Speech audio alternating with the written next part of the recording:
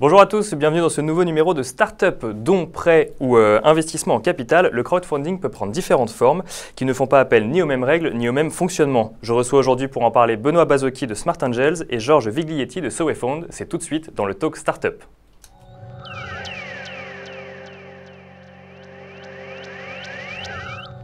Georges Viglietti, bonjour. Bonjour Nicolas. Alors vous êtes le cofondateur de SoWayFound, une plateforme d'equity crowdfunding. Exactement. Et equity crowdfunding, je reçois également Benoît Bazocchi. Bonjour. Bonjour. Alors vous êtes le fondateur de Smart Angels, une plateforme d'equity crowdfunding exactement, également, mais qui se lance également dans le prêt aux PME. Pardon. Tout à fait. Alors messieurs, si je dois définir en quelques mots le crowdfunding, au premier semestre 2014, c'était 66 millions d'euros de financement levé, 1 million d'internautes qui ont prêté ou donné, soit le double qu'au premier semestre 2013, donc l'année dernière. Est-ce qu'on peut dire que ça y est, le crowdfunding est définitivement installé en France? Alors on peut dire que ça y est, il y a une vraie puissance que le crowdfunding a réussi à développer ces 2-3 dernières années. Mais après, ce qu'il faut savoir, c'est que le crowdfunding s'est éclaté, c'est différents secteurs. Comme vous avez dit, on peut prêter, on peut investir, on peut contribuer à des projets. Et chacun des secteurs du crowdfunding n'est pas au même niveau de maturité aujourd'hui. Et ça représente toujours quand même une goutte d'eau comparé à l'investissement qui est fait dans les entreprises par les acteurs traditionnels du financement. Donc, Benoît, est-ce qu'on peut dire que c'est un réflexe le crowdfunding ou il y a encore du chemin à faire pour que les gens pensent à ce type de financement? Alors c'est un démarrage, c'est-à-dire que ce n'est pas encore devenu un réflexe, mais c'est de plus en plus diffusé auprès des entrepreneurs, des investisseurs. Ça devient une classe d'actifs du côté des investisseurs qui est reconnue comme étant intéressante, avec une rentabilité potentielle qui est significative, qui permet de diversifier son patrimoine. Puis du côté des entrepreneurs, c'est une vraie source de financement aujourd'hui, et je crois que ça se diffuse très, très largement, et notamment du fait de la nouvelle réglementation qui est en place depuis maintenant quelques mois. Et alors justement, messieurs, cette nouvelle réglementation, est-ce que ça va dans le bon sens? Est-ce que le fait que les pouvoirs publics aient pris conscience qu'il faille réglementer ce secteur, ça veut dire que vraiment aujourd'hui, le crowdfunding est une solution de financement et que les pouvoirs publics vont l'aider à se développer encore plus? Oui, c'était indispensable qu'on ait une réglementation qui soit claire. C'est vrai qu'avant cette réglementation-là, on était dans une période pendant laquelle finalement les plateformes qui avaient commencé à démarrer leur activité étaient dans un flou juridique, dans une incertitude assez forte, et ce qui faisait qu'on ne pouvait pas encore donner toute la puissance de démarrage au secteur d'activité. Désormais, c'est fait, c'est-à-dire que la réglementation qui encadre les deux grandes formes de financement des entreprises, que sont le prêt par des particuliers aux PME et l'investissement capital par des particuliers au capital des PME, des startups, désormais c'est fait, et effectivement ça a clarifié tout le cadre juridique. Ouais. Et est-ce que Georges, vous l'avez rappelé, Benoît, c'est des particuliers qui prêtent ou des particuliers qui financent. Est-ce que justement cette réglementation et cette régulation, ça ne va pas les rassurer quelque part? Et c'est ça qui ferait que ça va dans le bon sens aussi? Alors ça va clairement les rassurer, et justement tout l'objectif de cette réglementation, c'est de permettre aux particuliers d'être mieux informés sur les offres d'investissement qu'on leur propose via les plateformes. Ça oblige les plateformes qui sont conseillées en investissement participatif, donc ce nouveau statut, à contrôler, à analyser de manière très précise tous les dossiers qui sont mis en ligne, et à conseiller réellement les investisseurs pour qu'ils fassent le meilleur choix, qu'ils investissent dans les sociétés qui ont le plus de potentiel de retour sur investissement à terme, à 3, 5, 8 ans. Donc c'est vraiment un plus, il y a plus d'informations, plus de transparence, et là-dessus on s'est beaucoup battu sur cette obligation pour les plateformes de crowdfunding d'étudier les dossiers de manière très précise et très fine. Alors il y a effectivement cette réglementation, mais il y a aussi un écosystème qui se met en place, puisque la semaine prochaine, il y aura les assises de la finance participative qui prennent place dans ce qu'on peut appeler la semaine du crowdfunding. On pourra en dire un petit mot. Il y avait eu une première édition de ces assises de la finance participative en septembre qui avait été un succès. Et là, vous serez tous les deux présents à la deuxième édition de ces assises. Quels sont selon vous les enjeux? Benoît, tout d'abord, pardon. Oui, alors les enjeux de ces assises, c'est de pouvoir exprimer très nettement auprès de l'écosystème justement que la finance participative devient un réel secteur d'activité et prend toute sa place dans la chaîne de financement. Donc ces assises qui auront lieu effectivement à Bercy, au ministère des Finances, c'est un signe fort qu'il y a un soutien à la fois politique, il y a un engagement de la part des régulateurs de favoriser le déploiement du secteur tout en contrôlant l'orientation, mais c'est un signal qui est très fort. Georges, vous partagez cet avis? Oui, tout à fait. Et ce qui est extrêmement important, c'est qu'on voit que les pouvoirs publics ne sont pas arrêtés à faire une réforme, à créer 2 statuts, qui est le statut de conseiller en investissement participatif et d'IFP. On en parlera après. Ils veulent continuer et vraiment s'intéresser à ce qui se passe sur les plateformes de crowdfunding, dans le secteur, et faire évoluer cette réglementation pour que ce soit le plus pérenne possible et le plus adapté aux conseils qu'on réalise pour les investisseurs privés qui investissent des petits montants via Internet. Alors justement, vous allez tous les deux vous exprimer lors de ces assises et donc vous parliez de la réglementation, c'est quelque chose c'est le sujet sur lequel vous allez vous exprimer, vous. Exactement, et justement, on va faire remonter des retours d'expérience qu'on a au quotidien en utilisant, nous sommes une des premières plateformes conseillers en investissement participatif depuis le début octobre, depuis la loi, et on va leur faire des retours d'expérience sur les blocages, les points qui sont trop compliqués à gérer pour une plateforme de crowdfunding qui sont des entreprises pas extrêmement importantes, des entreprises, des petites structures. Et donc, du coup, il y a énormément de régulations, d'obligations qui sont parfois pas tout à fait adaptées, qui sont et en 2 mots, il y a des blocages qui reviennent systématiquement sur lesquels il faut avertir l'entrepreneur? En 2 mots, alors c'est pas l'entrepreneur pour le coup, mais en 2 mots, les 2 blocages qu'on a, les plateformes de crowdfunding, c'est qu'on peut exercer qu'une seule activité et c'est qu'on a des problèmes sur la fiscalité pour faire en sorte que la fiscalité soit harmonisée, les avantages fiscaux soient harmonisés, peu importe le montant qu'on investit dans les entreprises. Ce qui n'est pas tout à fait le cas aujourd'hui et c'est là-dessus qu'on fait des retours d'expérience au gouvernement. Au gouvernement, d'accord. Benoît, vous allez nous parler, durant les assises de la finance participative, de l'internationalisation de ces plateformes de crowdfunding. Oui, c'est un enjeu qui est très important pour le secteur. C'est-à-dire que les plateformes sont des startups web. Il y a une échelle qui est nécessairement internationale. Et on voit que du point de vue de la réglementation financière, elles sont encore très nationales. C'est-à-dire qu'on a une réglementation en France, on a une réglementation en Angleterre, on a une réglementation en Italie, mais on n'a pas encore d'harmonisation européenne. Et ça va être un des gros enjeux des années à venir. C'est-à-dire que la Commission européenne s'est saisie du sujet. Il y a des groupes de travail qui sont montés et il est effectivement indispensable d'harmoniser les règles. Donc effectivement, ce sera un des sujets qui sera abordé aux assises.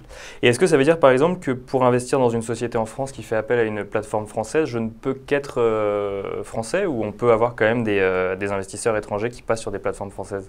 Alors, sous certaines conditions, on peut effectivement avoir des investisseurs étrangers qui viennent investir dans des sociétés françaises, mais là encore, c'est extrêmement compliqué. Alors, on ne parle pas forcément de nationalité de l'investisseur, mais de résidence fiscale. Mais c'est compliqué d'aller chercher effectivement des investisseurs en dehors des frontières françaises. D'où l'intérêt d'en parler aux assises de la finance participative pour avoir une réglementation plus générale. Alors, donc la semaine de la finance participative, on en a parlé, finalement c'est essentiellement les assises de la finance participative. Il y a d'autres événements peut-être? C'est essentiellement les assises de la finance participative qui sont organisées par l'association française Finance Participative France, qui regroupe toutes les plateformes de crowdfunding dans tous les secteurs, donc organise les assises. Et c'est aussi un événement sur le crowdfunding européen avec l'association European Crowdfunding Network qui organise cet événement le vendredi prochain. Alors maintenant, messieurs, je vais vous proposer de rentrer un petit peu plus dans le détail. Arrêtez-moi si je me trompe, mais il y a 3 types de crowdfunding. On l'a dit tout à l'heure, il y a le don, l'equity et le prêt. Le don, on va passer rapidement parce qu'on a reçu assez récemment Michael Goldman de My Major Company qui nous a expliqué en détail le fonctionnement du don et du crowdfunding. Mais très rapidement, c'est les internautes qui donnent de l'argent à un porteur de projet pour la réalisation de celui-ci en échange d'une contrepartie non financière. Exactement. Puis il y en a 2 autres, il y a l'equity capital et le prêt dans le crowdfunding. On va commencer tout de suite par l'equity capital. Vous faites tous les 2 de l'equity capital. Donc, en 2 mots, c'est une prise de participation dans une société. C'est exactement ça, c'est permettre à tout un chacun aujourd'hui d'investir dans des startups qui cherchent à lever des fonds, depuis des années. Les startups lèvent des fonds hebdomadairement, il y a des startups qui lèvent des fonds auprès d'acteurs traditionnels. C'est un nouvel acteur qui vient se greffer et c'est surtout une nouvelle possibilité pour le petit épargnant qui aujourd'hui investit en bourse, investit dans l'immobilier, un livret A, un LDD, une assurance vie, de lui permettre d'investir dans des actions un peu plus risquées, des actions non cotées et de financer du coup des entreprises et du coup l'économie, les emplois de la France à l'avenir. Et pourtant c'est moins connu aujourd'hui, c'est moins répandu, c'est peut-être plus jeune tout simplement, Benoît? Oui, alors c'est vrai que l'investissement au capital de sociétés non cotées, c'est de ça qu'on parle, que ce soit des startups ou des sociétés qui sont un petit peu plus matures, était jusqu'à présent très peu en fait accessible par des particuliers. C'est-à-dire qu'il fallait passer par des intermédiaires qui géraient les fonds pour le compte des particuliers. Et en fait, c'est tout l'intérêt du crowdfunding, c'est de pouvoir permettre un accès direct à ces nouvelles opportunités d'investissement. Comme Georges le rappelait, ce sont des produits financiers finalement qui permettent d'anticiper des retours qui sont assez significatifs en contrepartie d'un risque. Mais dans une gestion de portefeuille globale pour des particuliers, ça peut avoir un intérêt très net. C'est ça, c'est que vraiment l'intérêt, c'est la suppression des intermédiaires, comme beaucoup de secteurs d'activité d'ailleurs sur Internet. En quelques mots, je ne sais pas, vous avez sûrement les chiffres pour vous, mais aussi de manière plus générale, c'est combien de projets l'Equity Capital aujourd'hui ? Je crois que sur l'année 2014, on doit tourner à une petite centaine de projets qui seront financés, voire un peu moins. On n'a pas les chiffres définitifs, mais c'est encore faible comparé à ce que font, encore une fois, les fonds d'investissement, les acteurs traditionnels. Donc il y a des projets à aller chercher. Vous avez fait combien de projets, par exemple, sur l'année 2014 ? Alors nous, on est une jeune plateforme parce qu'on a attendu justement la nouvelle réglementation, parce que le flou qui existait auparavant nous convenait pas et on voulait pas se lancer parce qu'on trouvait que c'était un petit peu trop compliqué dans la réglementation précédente. Une nouvelle réglementation nous convient, donc on s'est lancé récemment. Aujourd'hui, on a 2 projets en financement, dont un d'ailleurs qui est passé chez vous il n'y a pas très longtemps, qui s'appelle Testamento.fr. On l'a effectivement reçu il y a 3 semaines. Benoît, vous avez combien de projets aujourd'hui chez Smart Angel ? Alors nous, on va avoir financé sur l'année 2014 une dizaine de projets à peu près, et donc avec une forte accélération, puisque effectivement la réglementation est en place depuis le mois d'octobre, et donc on voit une croissance assez nette des chiffres sur cette fin d'année. Alors, on parlait du fait que c'est peu par rapport aux fonds d'investissement, mais justement, les acteurs traditionnels, comment est-ce qu'ils voient l'émergence du crowdfunding et le fait que maintenant des particuliers peuvent aller investir dans des sociétés et donc ils ne sont plus les seuls sur le marché ? Alors concrètement, me concernant, nous, ils le voient plutôt d'un bon œil. Nous, on est partenaire justement d'acteurs traditionnels du financement qui financent des startups et des entreprises à un stade un tout petit peu plus mature depuis des années. Et c'est ces partenaires-là qui vont nous proposer des dossiers qu'on va étudier, qu'on va valider ou pas, et qu'on va mettre en ligne pour proposer l'investissement à nos internautes. Donc du coup, de notre côté, il y a plutôt une relation assez forte parce qu'ils comprennent qu'il y a un vrai intérêt pour le public d'investir dans ces entreprises et ça apporte plus aux entreprises, plus de fonds, mais aussi plus de réseaux, plus de communication en ayant une multitude d'investisseurs qui ne rentrent pas directement dans la société cible, c'est notre spécificité. On crée un véhicule intermédiaire, une société intermédiaire qui va accueillir tous les investisseurs et qui après va investir dans la société cible. Ça fait qu'en fait l'entrepreneur n'a qu'un investisseur supplémentaire qui est une personne morale, qui est cette société intermédiaire. D'accord. Ok. Et Benoît, vous avez un background de fonds d'investissement. Vous avez remarqué, vous également, que les gens voyaient les personnes qui travaillent dans des fonds d'investissement voient ça d'un bon œil ou... Alors, il n'y a pas d'opposition entre les deux modes de financement et je dirais bien au contraire, il y a une complémentarité qui est assez forte. Et d'ailleurs, de la même manière que Georges a avec SoWeFund des partenariats avec les réseaux de Business Angels, Smart Angels, nous avons à notre capital 3 fonds d'investissement qui sont Elaya, Idinvest et Xange, qui sont 3 fonds d'investissement très significatifs sur le marché du venture capital. On a également une douzaine de Business Angels qui sont des web entrepreneurs reconnus. Et donc, on voit qu'au contraire, on s'intègre très bien dans la chaîne de financement. Je crois qu'il y a un gros déficit de financement qui est générique dans notre économie start-up, PME de croissance. Et donc, ajouter une forme de financement, nouveau canal de financement, c'est au contraire très positif pour tout le monde. Et alors, la question qu'on peut se poser maintenant, parce que c'est des particuliers qui investissent dans les sociétés, c'est quel est le risque d'un tel investissement ? Benoît, est-ce que les gens que vous voyez, comment est-ce que les internautes qui sont sur votre site gèrent le risque ? Alors clairement, il y a un risque à investir dans une start-up et bien évidemment beaucoup plus fort que d'investir dans une grosse société cotée par exemple au CAC 40 et évidemment encore plus fort que de placer son argent sur un livret A tout simplement. Néanmoins, ce risque-là, dans une gestion de patrimoine globale, ça a un intérêt. Bien évidemment, il ne faut pas mettre tout son patrimoine dans des startups. En revanche, mettre 5 à 10% de son patrimoine sur ces produits-là qui sont risqués permettent de générer potentiellement beaucoup de rendement. Alors, une des manières, et nous, c'est ce qu'on conseille bien évidemment à tous les investisseurs qui viennent sur notre plateforme, de réduire ce risque, c'est la diversification. Et donc, la diversification, ça veut dire quoi ? Ça veut dire de ne pas tout mettre sur un même et seul projet, mais au contraire de choisir plusieurs projets, d'investir sur la durée, de se laisser plusieurs mois, plusieurs années pour investir de manière régulière sur un certain nombre de projets. Dans le secteur de l'investissement dans les startups, on dit qu'il faut au moins une dizaine de participations, donc une dizaine de projets financés pour avoir une rentabilité efficace. Mais ce qu'il faut voir, c'est qu'il y a deux risques majeurs. Le risque de perdre le montant qui est investi, la totalité du montant investi dans un projet. Il y a un risque d'illiquidité, donc une difficulté à sortir des projets, parce que ce sont des startups. On ne sait pas à quel moment on peut revendre ses parts, mais il y a un autre risque, c'est un risque de faire une plus-value extrêmement importante sur certains projets, parce qu'on investit au plus jeune de l'entreprise, donc au moment où on peut récupérer le plus de parts quand on investit. Donc c'est pas un risque, c'est une opportunité. Il y a une opportunité également de faire des gros retours sur investissement sur certains. C'est pour ça qu'en investissement dans une dizaine, c'est bien. On parle de diversification, et donc le ticket moyen pour chaque projet, on dirait que c'est combien à peu près? Alors nationalement, c'est 2 000 € par personne par projet. Donc ça s'adresse quand même à des gens qui ont un certain patrimoine et qui ont les moyens de diversifier sur 10 projets. De mettre 20 000 € par exemple, mais nous spécifiquement, notre moyenne est à 800 € parce qu'on permet des investissements plus bas. Les plateformes aussi permettent d'investir qu'à partir de certains montants. Nous, dans notre cas, c'est à partir de 100 €, mais il y a d'autres plateformes, c'est à partir de 1 000, de 5 000, de 10 000 €. Donc c'est vraiment, chacune des plateformes a des spécificités, ce qui fait que la moyenne est à 2 000. Alors, il y a un nouveau venu maintenant, c'est un écosystème qui bouge énormément. Il y a le prêt dans le crowdfunding qui est le troisième volet de ce secteur. Et il y a surtout le prêt aux PME qui est possible depuis le 1er octobre 2014. Et Benoît Bazocchi, Smart Angel, se lance dedans. Alors, avant de parler avant de passer à l'application concrète, qu'est-ce que c'est le prêt aux PME alors ? Alors, le prêt au PME, c'est tout simplement la possibilité, de la même manière, on vient de parler de l'investissement en capital, on devient actionnaire d'une entreprise. Il y a désormais la possibilité, ça a été ouvert dans la loi qui vient d'être mise en application, de pouvoir en tant que particulier prêter de l'argent à une entreprise. C'est-à-dire finalement jouer un petit peu le rôle de la banque avec son épargne personnelle, avec des limites qui sont selon les différents statuts, mais pour le statut de l'IFP dont on pourra reparler, de 1 000 € par personne.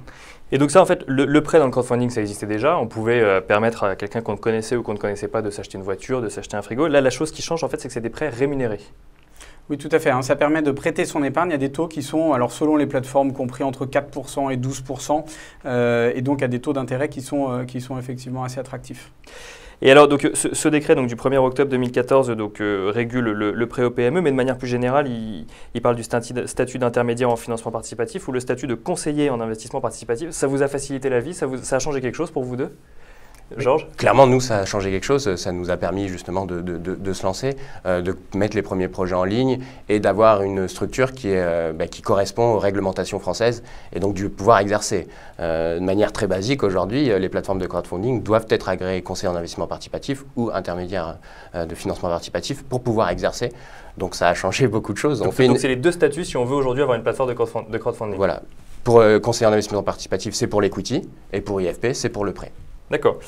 Benoît, il y a également d'autres limites sur le prêt au PME. Vous vous êtes limité à 1 000 €. Enfin, le prêt au PME est limité à 1 000 € par prêt et l'entrepreneur ne peut lever que jusqu'à 1 million d'euros. Comment est-ce que vous gérez ça, vous, chez Smart Angel? Alors en fait, nous, on a effectivement annoncé qu'on allait pouvoir permettre aux entreprises d'aller emprunter auprès des particuliers.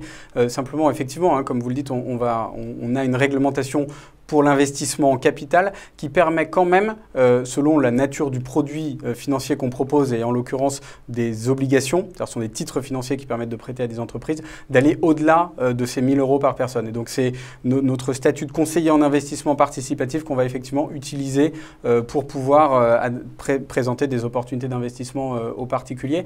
Et on n'ira pas demander le statut d'IFP qui là est réservé peut-être plus à des plateformes qui veulent permettre de prêter des montants plus faibles. Alors donc on ne va pas rentrer dans le détail, intermédiaire en financement participatif ou conseiller en financement participatif, c'est essentiellement pour des questions de régulation. Pour l'internaute, ça ne change pas grand-chose finalement, si ce n'est que dans le cadre de Smart Angel, on peut prêter à plus de 1 000 € tout en ayant un prêt rémunéré. J'ai résumé ça. Pour l'internaute, ça change quand même beaucoup. Ça change que déjà le premier point, c'est que le porteur de projet peut lever jusqu'à 1 million d'euros en ligne, ce qu'il ne pouvait pas faire avant. Il pouvait faire jusqu'à 100 000 € ou contacter juste 150 personnes. Donc c'était très limitatif. Ça, c'est le premier point qui change. Et après, ça change aussi beaucoup au niveau de la transparence. Les plateformes ont vraiment une obligation aujourd'hui. Alors c'est là où effectivement il y a une modification, c'est sur la transparence. C'est que maintenant, vous êtes sommé par exemple d'avertir sur le risque des différents projets. D'avertir sur le risque et puis surtout d'avertir sur comment est-ce que l'étude du dossier a été faite et comment est-ce que le dossier s'est retrouvé sur la plateforme. Il faut vraiment qu'on mette en place des processus professionnel, ce qui est utilisé d'ailleurs dans les réseaux de business angels, dans les fonds d'investissement. Les plateformes de crowdfunding font les mêmes études de projet pour les proposer à tout un chacun. Et alors, que ce soit dans l'equity ou dans le prêt, comment est-ce que vous mesurez ce risque, Benoît, par exemple? Alors effectivement, comme le disait Georges, on a des grilles d'analyse qui sont assez complètes, alors qui sont très différentes quand on analyse une entreprise pour investir en capital ou quand on analyse une entreprise pour lui donner une note de crédit finalement. Là, on a des process qui sont extrêmement différents. En revanche, on a des grilles de notation qu'on a pu construire avec des experts financiers sur la durée. Et quand on prête, vous conseillez d'investir combien un prêt à une PME aujourd'hui? Alors là, c'est toujours la même chose en termes de gestion de patrimoine et de diversification. Il faut bien évidemment diversifier. C'est-à-dire que quand on regarde les rémunérations qui sont proposées sur le prêt, on est entre 4 et 12%. Mais 4 à 12%, il y a effectivement un risque en contrepartie. C'est-à-dire qu'il n'y a pas de rémunération sans risque. Et donc de ce point de vue-là, de la même manière que quand on investit en capital d'une entreprise ou quand on prête à une entreprise, il faut diversifier au maximum. Donc le crowdfunding est plus transparent pour les gens qui se lancent dedans, mais également pour les internautes. C'est plus régulé également, on peut investir. Alors maintenant, je ne pouvais pas faire cette émission avec deux professionnels du crowdfunding sans poser cette question-là. Comment est-ce qu'on réussit sa campagne de crowdfunding quand on est un entrepreneur? Alors déjà, c'est en s'impliquant. L'entrepreneur, alors pour une campagne de crowdfunding ou pour une levée de fonds de manière générale, un entrepreneur doit beaucoup s'impliquer, beaucoup expliquer son projet et expliquer pourquoi est-ce que son entreprise a un fort potentiel. Donc c'est vraiment en s'impliquant, en passant des coups de fil, en rencontrant des potentiels investisseurs. Et là, c'est à peu près la même chose qui se passe sur Internet, où l'entrepreneur doit beaucoup interagir avec les potentiels investisseurs. Comment est-ce qu'on les rencontre, ces potentiels investisseurs? Parce que c'est des inconnus finalement. Ben là, pour le coup, il y a des processus de conférences en ligne, il y a des processus de pitch physique qui sont organisés avec les inscrits des plateformes. On peut les rencontrer, on peut les voir en direct sur le site, mais on peut surtout interagir avec eux de manière quotidienne en leur posant des questions sur leur projet, sur un espace qui est dédié à ça sur chacun de nos sites. Benoît, comment est-ce qu'on réussit une campagne sur Smart Angel? Alors clairement, Georges l'a dit, c'est l'implication de l'entrepreneur qui compte. Il faut bien comprendre que le crowdfunding n'est pas magique. C'est un outil qui est extrêmement puissant parce que finalement vous servez en tant qu'entrepreneur d'Internet pour adresser une base très large d'investisseurs potentiels. Mais néanmoins, les gens ne vous feront confiance que si vous arrivez à gagner leur confiance, à leur expliquer, à vous impliquer dans la campagne. Je crois que les plateformes, on l'a dit, ont un rôle de tiers de confiance, sont des places de marché qui permettent de mettre en relation. Mais derrière ça, on revient dans la vie réelle et il y a besoin effectivement beaucoup de créer du lien, de pouvoir remporter l'adhésion de ces futurs investisseurs. Et alors justement, si moi demain je suis un entrepreneur, j'ai plein d'outils de communication à ma disposition, qu'est-ce qu'il faut que je regarde en priorité, qu'est-ce qu'il faut que je gère en priorité, qu'est-ce que les internautes vont regarder en priorité sur un projet? Alors déjà, encore une fois, on va reprendre ce qui se passe dans la vie réelle. C'est l'équipe, c'est la capacité de l'équipe à produire, à exécuter, et ça c'est le point le plus important. Donc quand je dis ça, ça veut dire aussi tout le chiffre d'affaires qui a déjà été réalisé, qui est prévu à l'avenir, tous les prospects. C'est vraiment sur ces points-là qu'il faut étudier le projet de manière la plus précise possible. Après, on sait dans la vie d'une entreprise qu'il y aura des pivots, des changements de business model, mais si les hommes ont le potentiel de réaliser ce qu'ils disent, ça se passera toujours bien. Benoît, vous partagez cet avis? Oui, complètement. C'est l'équipe, la qualité de l'information qui est donnée et la relation qu'on va pouvoir créer avec ses actionnaires sur la durée. Merci beaucoup à tous les deux. J'espère que ces conseils serviront aux entrepreneurs qui nous regardent. La semaine prochaine, je vous invite à nous suivre cette fois-ci pour savoir jusqu'où ira l'économie collaborative. En attendant, bon après-midi et à la semaine prochaine.